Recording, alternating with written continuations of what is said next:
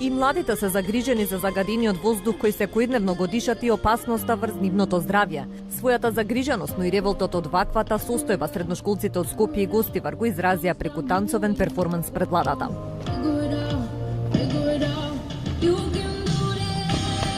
Наместо бекатон сакаме парк во училишните дворови, подобра инфраструктура со велосипедски патеки и да се спречат големите индустријски загадувачи. Ова беа само дел од пораките кои ги упатија младите до надлежните власти. Ние како ученици многу добро ја разбираме пораката дека сите дишаме ист воздух.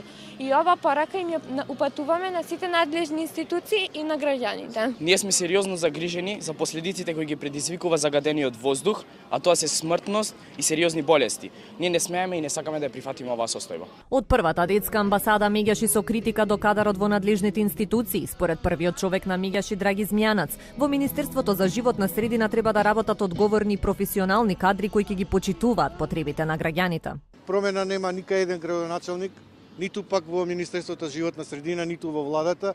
Очигледно тешката индустрија ги загадува пред се градовите.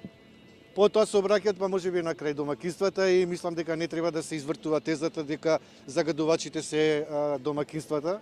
Од детската амбасада бараат доколку штетните PM10 честички 2 дена поред се над 50 да се вклучи алармот. Во земјава секој второ дете има астма, бронхитис или пак друг здравствен проблем токму како последица на енормно загадениот воздух. И додека невладините и граѓаните бараат решавање на проблемот со загадувањето, политичките партии продолжуваат со меѓусебните обвинувања. Од опозицијската ВМРО ДПМН ги обвинија премиерот и градоначалникот Шилегов дека не реализирале ниту еден проект за подобрување на воздухот. Министерот Садула Дураку, кој тие самите ги избра, вели дека не му е гајле за тужбите што ги подготвуваат граѓаните против државата. Петре Шилегов продолжува со неговите непромислени политики, додека Зоран Заев ниту едно ветување за почист воздух не го исполни. Од партијата на власт пак тврдат дека се превземаат системски мерки и очекуваат за 2 години да се намали загадувањето за 50% во Скопје и за 20 до 30% во другите градови. По 11 години игнорирање се спроведува заедничка акција на институциите за решавање на проблемот со загадениот воздух.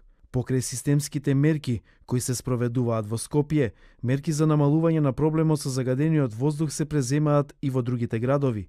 Мерните станици на Министерството за животна средина пак и денеска покажуваат висока загаденост на воздухот во Скопје, Битола, Куманово и Тетово. Додека пак на глобално ниво, Скопје денеска е 14 најзагаден град во светот.